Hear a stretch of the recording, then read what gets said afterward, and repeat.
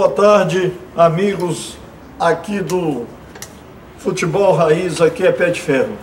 Hoje, como já prometido na semana passada, através do Tribuna e do Futebol Raiz,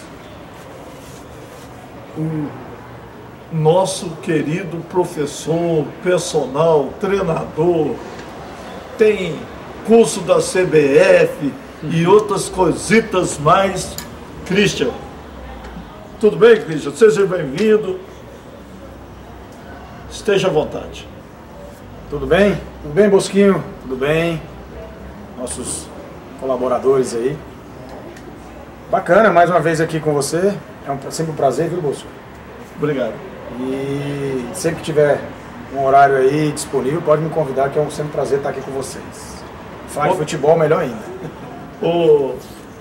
Ô Christian, eu sempre falo que o futebol de Brasília sempre teve um cacique e muitos índios. Por exemplo, quando eu fui treinar no Tabatinga, eu já era só jogador de futebol de salão. Isso lá pelos anos 70, 71, eu já tinha abandonado o futebol de campo, porque eu cheguei no Juvenil do Ceúbe, etc, etc. Quem mandava no futebol, já naquela época, em Brasília, era o Froilã. Antes teve o Vander Abdala no Brasília, teve o Cardoso do Ceilândia, aí depois teve o Wagner Marques no Gama, e hoje tem o patrono do futebol aqui no Distrito Federal, que é o Luiz Estevam. Tem outras equipes tentando, né, o Capital, o Real, estão tentando também galgar esse espaço que o Luiz Estevam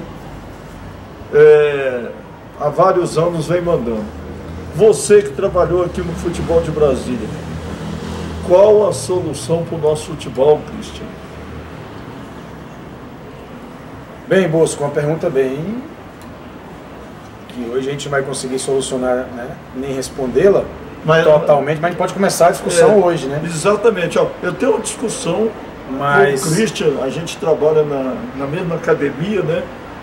Que eu falo que o futebol de Brasília só vai para frente se fizer a Copa Planalto ou a Copa Centro-Oeste.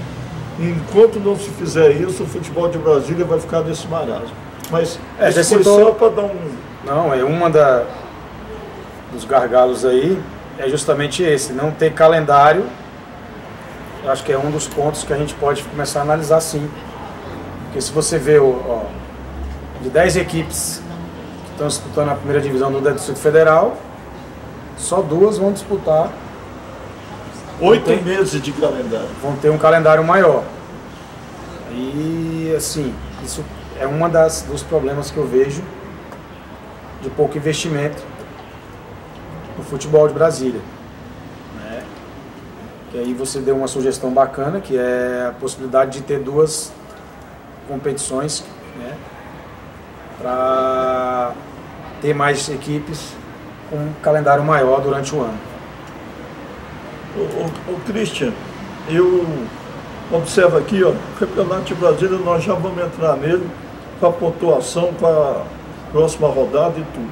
Mas eu observo aqui que hoje tem 3 grandes cardeais aí no futebol de Brasília, né? O presidente do Brasiliense, a filha do Luiz Estevam, que está lá no Ceilandense e no Samambaense, eu não sei qual dos 2 times ela está. E os 2 lá, o Capital e o Real. Isso é suficiente para o futebol de Brasília? Como a gente comentou, acho que a oportunidade de você ter mais competições abre mais oportunidades para as outras equipes e com certeza ir atrás de mais investimentos. Mas o futebol, Bosquinho, é democrático. Se alguns clubes têm mais condições de atrair investimentos, tem mais estrutura, se ele busca isso, né, cabe também às outras equipes buscar, trilhar também outros caminhos para que consiga também ter um aporte estrutural para manter a equipe, não só no Candangão, como buscar também umas competições nacionais. Mas eu não questiono muito, viu, Bosquinho, essa situação de um clube ter um maior potencial financeiro. Porque isso é como eu falei, isso é democrático, as pessoas têm que buscar, os clubes têm que estar buscando saídas, né? Ter criatividade. Claro, não é fácil, ainda mais a nível de Distrito Federal, que a gente sempre teve essa dificuldade. Mas é uma reflexão bem importante de ser discutida aí nos próximos anos, né, para a gente buscar essa melhoria do nosso futebol aqui. Eu penso assim, ó, o dinheiro da televisão, atualmente, vamos lá, o Campeonato Brasileiro da Primeira Divisão, o Premier vai contratar dos 20 times, 18 parece que vão fechar contrato com o Premier, porque ele vai transmitir toda rodada e todo final de semana 9 jogos. Tá, o dinheiro da televisão tem que ser o mesmo para todo mundo. Ah não, aí fulano quer mais, outro fulano quer menos. Eu concordo que o dinheiro da televisão tem que ser o mesmo para todo mundo. Quem conseguir melhores patrocinadores e vender mais a sua marca, vai obter mais recursos e mais aporte financeiro. O que eu não concordo, não, o time tem tal torcida aqui, ali, não sei o que lá. Isso, para a televisão, o que interessa é ter uns 20 times lá para jogar o campeonato, até porque ninguém joga sozinho. Então, essa batalha dos times brasileiros, principalmente os emergentes, né?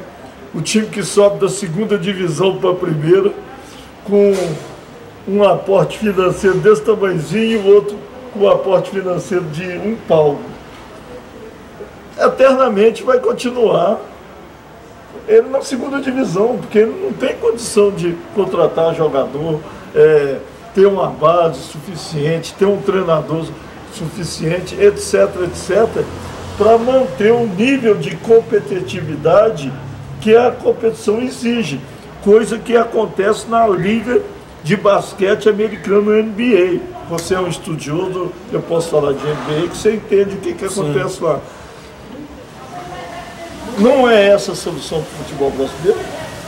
Sim, é uma das soluções, sim. E de Brasília, inclusive? Brasília, sim, também. Inclusive, é até um questionamento que a gente faz, né? Que os campeonatos regionais mais atrativos têm esse aporte aí da televisão, que consequentemente atrai também patrocínios. Quanto mais você tem uma televisão transmitindo, você consegue também atrair novos investimentos. Aqui no DF teve um avanço esse ano, né? Tem uma emissora que está fazendo a transmissão, acho que é por aí. Acho que por aí já deu um passo importante esse ano, que foi transmitir, e aí a partir daí os investimentos podem surgir, né? Porque quando a televisão entra, realmente as coisas podem mudar em relação a aporte financeiro para os clubes. Não sei como é que foi a tratativa dessa emissora do Candangão, os detalhes, não tem os detalhes, mas já foi um avanço. Até parabenizo aí a federação. Mas é o que você falou, a gente tem que trabalhar mais e mais para que o futebol do DF seja mais atrativo ainda para uma Premier, por exemplo. Eu falei aqui Eu acho que a evolução é essa. E nós temos bons nomes aqui esse ano. Né? Bons jogadores, vieram vários jogadores já de renome nacional até mundial, estão desembarcando aqui no DF. Isso pode ser no futuro aí um atrativo para que as emissoras comprem mais esse produto que é o futebol do DF. Mas está no caminho, né? Mas tem que avançar, temos que avançar muito. Quando eu trabalhava na Nova Aliança, nós fizemos lá o último jogo do Gama, que ele precisava do empate para subir com o Botafogo de Ribeirão Preto há uns 6 anos atrás. E no estádio do Botafogo de Ribeirão Preto, em Ribeirão Preto, o estádio cabia 10 mil pessoas, tinha 10 mil dentro e 5 mil de fora. O que o comércio local fez? Todo mundo que fizesse uma compra acima de R$200 tinha direito a um ingresso para o jogo. Eu não vejo isso na Ceilândia, não vejo isso no Paranoá, não vejo isso no Gama, não vejo isso em Taguatinga, onde o Brasiliense manda seus jogos. O que falta para o comércio, as administrações regionais e o governo do Distrito Federal fazer esse incentivo para que os estádios comecem a ter torcedores? Porque não adianta também uma carga de ingresso igual acontece com o Brasiliense. 1.000 ingressos, 2.000 ingressos e não vai ninguém no estádio. Pelo que eu tenho observado aí no Campeonato 2025, os times têm feito algumas estratégias para atrair público, inclusive até o público esse ano, se não me engano, já melhorou bastante em relação ao início do ano passado. Já teve algumas movimentações dos clubes para atrair, sim, o Capital faz isso muito bem, lá no Paranoá, já faz desde o ano passado. O Brasiliense também está começando a fazer, já faz também algumas promoções, né, para atrair o público para o estádio. Isso tem feito, né? Claro que é o que a gente comentou anteriormente, o produto futebol do Distrito Federal ele precisa ser mais atrativo. É o produto jogador. Né? Também gostei também do Capital ter trago o Marcelo Cabo, treinador também de renome nacional. Então assim, a gente tem... O futebol do DF está ficando mais atrativo. Isso é importante. Isso vai valorizar cada vez mais nosso campeonato e daqui a uns anos a gente vai ter um produto mais valorizado para aí sim você falar que o futebol do DF já começa a pensar em grandes campeonatos nacionais. Né? O que a gente pode observar aí, o Bosco, eu analisando aí até agora esse início de campeonato, eu posso dizer para você que nós temos o detalhe definindo os jogos. Qual o detalhe? O planejamento. Acho que o planejamento das equipes durante a pré-temporada principalmente está sendo determinante agora. Quais foram as equipes que... Exemplo, o próprio Brasiliense, que se apresentou antes. Se anteciparam. Está liderando. O Gama, que fez também um planejamento bacana, também está colhendo os frutos e está evoluindo dentro do campeonato. Eu sempre vejo assim que o Real e o Capital, esse ano vai, e por que ainda não foi? O Real já fez um planejamento diferente, né? Um planejamento mais acreditando na base, apostando na base, que já faz um trabalho muito bem feito, inclusive. O Real também sempre promete que vai fazer um campeonato bom. E olha, um ponto grande. Se você for observar, Busco, o detalhe que eu citei anteriormente é justamente isso. Brasiliense. Você vê jogos bem disputados e está sendo definido por alguns detalhes. Que esses detalhes são, lógico, jogadores, alguns jogadores mais decisivos em algumas equipes, que estão decidindo as partidas. Porque de trabalho a gente pode dizer que todos os 10 times, né, têm bons trabalhos. Só que aí quando você vai confrontar um planejamento de um Brasiliense, né, que se apresentou antes, com jogadores com a base do ano passado, e trouxe ainda jogadores com um nível técnico bastante já experimentado, esse detalhe é definindo os jogos. Mas não é questão de trabalho mesmo, as equipes estão muito parelhas. Eu sei, mas as equipes com mais parelho que... eles não fizeram, o planejamento deles da segunda divisão, houve uma mudança de rota para a primeira e eles não conseguiram ainda engrenar. Mas aí agora nos dois últimos jogos, o Léo Roquete conseguiu dar uma sequência. Né? Eu creio que o Sobradinho ainda pode surpreender aí na parte final. Tem uma boa estrutura, investimento bacana, jogadores bastante também experimentados e pode ser que no final aí ele surpreenda, busque alguma vaguinha. Mas aqueles que se planejaram, como a gente falou, que é o Brasiliense, o Gama, o próprio Capital e o Ceilândia, ainda estão na frente. Eu acredito que esses 4 pode ser que confirme aí a classificação para a frente semifinal. Samambaia, Sobradinho e Paranoá vão brigar pela essa 5ª vaga, junto com, eu acredito que que eles briguem ali com o Capital. Com o Capital, né? Porque Ceilândia, Gama e Brasiliense, acho que tem um trabalho mais... foi planejado para que conquistasse essa vaga na semifinal. O Real, então, quer dizer que a experiência com a base não deu certo? Não é fácil, né? Não, subir já... Ó, eu trabalhei...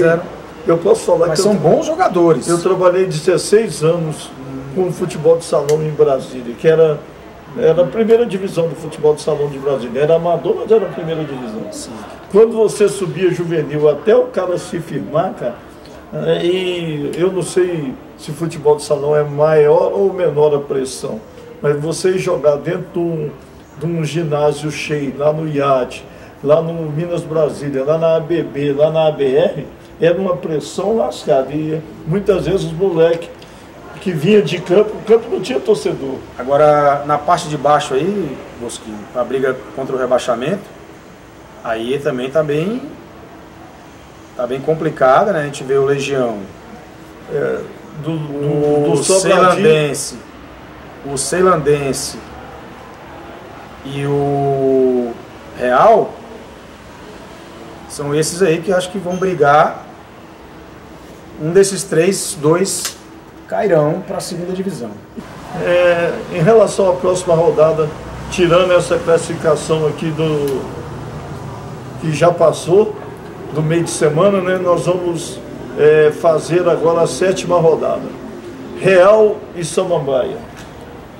Acredito que o Samambaia está um pouco à frente, né, mas com certeza o Samambaia é favorito para esse jogo. Paranoá e Capital. Aí sim, é um jogo bastante equilibrado, pelo que as duas equipes demonstraram até aqui. Eu colocaria empate, viu? Sobradinho e Brasiliense. Outro jogo também bem interessante, mas o Brasiliense está um pouco à frente hoje, né? Então eu acredito que o Brasiliense favorito. O Sobradinho não está mandando os jogos no Agostinho Lima, não, tá? Não. Está mandando no Defelê, né? Bezerrão, Gama, Legião e Ceilandense. Então, esse jogo é um jogo chave, né? Os dois, né? Para os dois, para fugir do rebaixamento. Mas é um jogo bastante equilibrado também. E eu acredito também no empate nesse jogo. E o clássico aqui dos dois times da cidade satélite, Ceilândia e Gama. O Ceilândia leva um pouquinho de vantagem em relação ao que apresentou e manteve uma base do ano passado, mas o Gama está em ascensão. Então é um jogo também muito equilibrado. Mas ainda acho que o Ceilândia pode ser que o Ceilândia surpreenda o Gama nesse jogo. Então acho que eu vou apostar no Ceilândia. Christian, você falou aí que o futebol de Brasília trouxe alguns jogadores de fora, alguns jogadores de nome, e agora trouxe o cabo aí, né? Não é o treinador aí? Que ele subiu o Atlético Goianiense, subiu um time lá do Norte uma vez, ele é um campeão de acesso à Série A. O que você acha que o Marcelo Cabo pode fazer no Sobradinho, né? Que ele chegou? Não, no Capital. No Capital. Não, bem, como você colocou muito bem, é um treinador de renome nacional, de Série A, que isso para o nosso futebol é muito... valoriza mais ainda o nosso produto. E ele sabe, ele deve ter feito uma análise junto com seus auxiliares, né? E tá de olho também no mercado, porque ele sabe também que o Capital vai disputar a Série D. A Copa Brasil também? A Copa do Brasil e a Série D, então ele deve ter feito um planejamento de fortalecer um pouco mais o elenco, porque algumas coisas realmente não deram certo. O Capital está em formação ainda, né? problema maior é que informação dentro de 2 campeonatos agora, né? Copa do Brasil e Brasiliense. Eu acho assim, quando o futebol de Brasília dá esse passo aí, e já trouxe aquele treinador uma vez do Atlético Paranaense, que foi campeão da Sul-Americana com o Atlético. Sim, mas ele veio para a base, né? Ele veio no Brasília, né? Ele veio para a base, é o Thiago, né? É. Inclusive até enfrentei ele aqui na segunda divisão na época. Ele estava no Brasília com o Sub-20, representou o Brasília. E nós estávamos no Planaltino de Goiás, na época que a gente subiu o Planaltino de Goiás, 2015. Christian, você é o nosso convidado. Quem é o favorito para ganhar o Campeonato de Brasília? Acredito muito que pelo planejamento, pelos jogadores e pelo trabalho que está sendo apresentado, acho que o Brasiliense é o favorito. Eu sempre acredito que o Ceilândia e o Gama são times muito que estão aí. São times difíceis de ser batido. E eu sempre acredito que eles... Você perguntou para mim qual é o favorito, mas você não perguntou quem vai ser o campeão. eu sempre então, falo assim, que o Ceilândia... O favorito é o Brasiliense, pelo que nós vimos até aqui. Mas o Ceilândia vem crescendo, o Gama também está encontrando uma formação ideal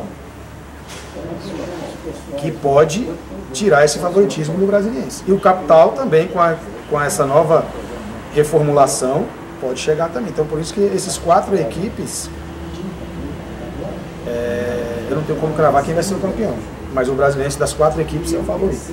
O meu amigo Ari faz um trabalho muito bom no Ceilândia. Lá no Gama, eu não sei quem é o presidente, era o Tonhão. A última vez que eu trabalhei aqui no futebol de Brasília era o Tonhão, não sei quem é atualmente. E no Brasiliense, o proprietário é o Luiz Estevam, né? Então eu acho que desses 3 times aí, mais o Capital, sai o campeão? Sai, acredito que sim. O Brasiliense está um pouquinho à frente hoje. O futebol é muito dinâmico, né? É muita variável, uma bola parada ali. E o Luiz Carlos Vinck fez a diferença? Fez, é um bom treinador. Está fazendo um bom trabalho. Marcelo Cabo, e quem é o treinador do Gama? Glauber Ramos também, bom, excelente trabalho. Fazendo o Gama. Pouco tempo, né? Porque se você falar... Eu pensava até que ele era meses, alguma coisa da sua família.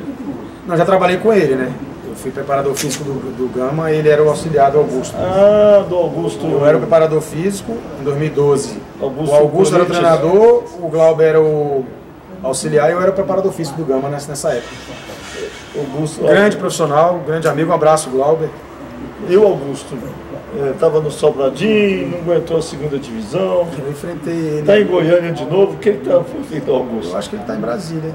Mas é um estudioso, né? Ele deve estar estudando. Mandar também um abraço para o Augusto.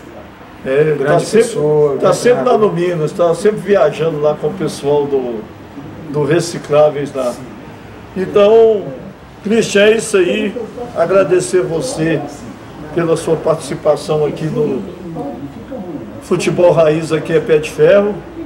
E o nosso próximo programa vem aí o Ciro, presidente da Associação Portuguesa, com uma série de coisas boas para Taguatinga, Samambaia e Ceilândia. Grande Ciro.